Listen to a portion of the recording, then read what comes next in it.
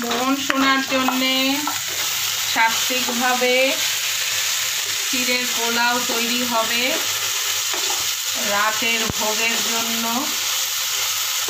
ভিডিওটা এখান থেকেই শুরু করলাম। চিড়ের পোলাও হবে,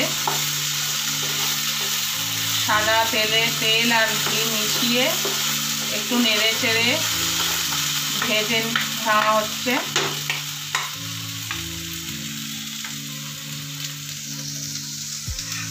এখানে চিড়ে রাখা হয়েছে, সন্দক লবণ ছিটিয়ে দেওয়া হচ্ছে, কেন এমনি লবণ দিয়ে ভগবানের ভোগ তৈরি হয় না, সন্দক লবণটা ব্যবহার করি, সেটা দিয়ে দেওয়া হলো।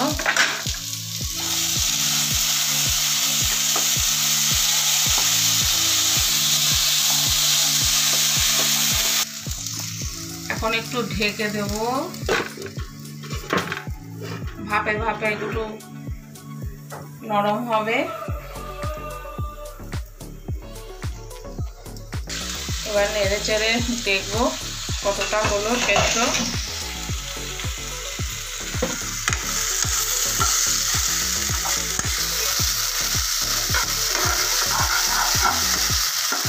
আরেকটু লাগবে, এখনো নরম হয়নি।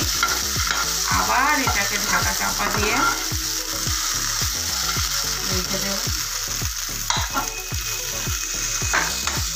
ফাইনালি এবারে ভাজাটা হয়ে এসছে। এবারে এর মধ্যে শুকনো চিড়েটা ঢেলে দিচ্ছি। এটা শুকনো শুকনোই রান্না হবে চিড়ের পোলাও, যেহেতু এর মধ্যে আপনারা ছোলা, চিনেবাদাম, কাজু, কিশমিশ অবশ্যই দিতে পারেন। আমার আপাতত এগুলো নেই, তাই আমি গাজর, আলু আর কাঁচা লঙ্কা, নুন, হলুদ দিয়েই ভগবানের সেবার জন্য তৈরি করব। দিয়ে দেব ঘি, গাওয়া ঘি দিয়ে দেব একটু ভালো সেন্ট আসার জন্যে।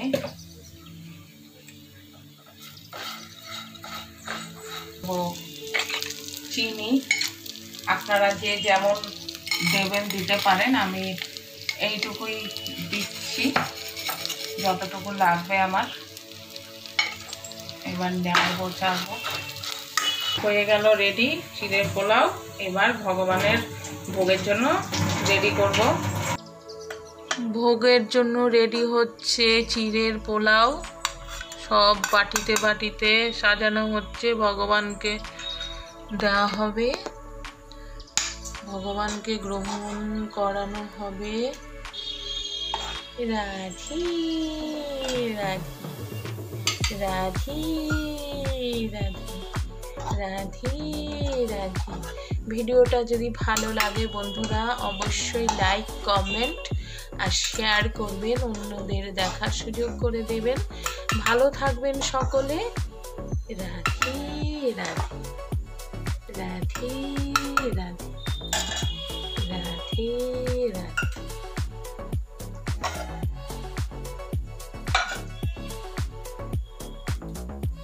তুলসী অবশ্যই দিতে হবে, তাই দেওয়া হচ্ছে। এবার ভোগ নিবেদন হবে। বন্ধুরা এটা দেখাতে নেই নিবেদন করাটা, তাই দেখাতে পারলাম না। আর যারা দেখতে চান অবশ্যই কমেন্টে জানাবেন, দেখানো হবে। ভালো থাকবেন সকলে। রাধে রাধে।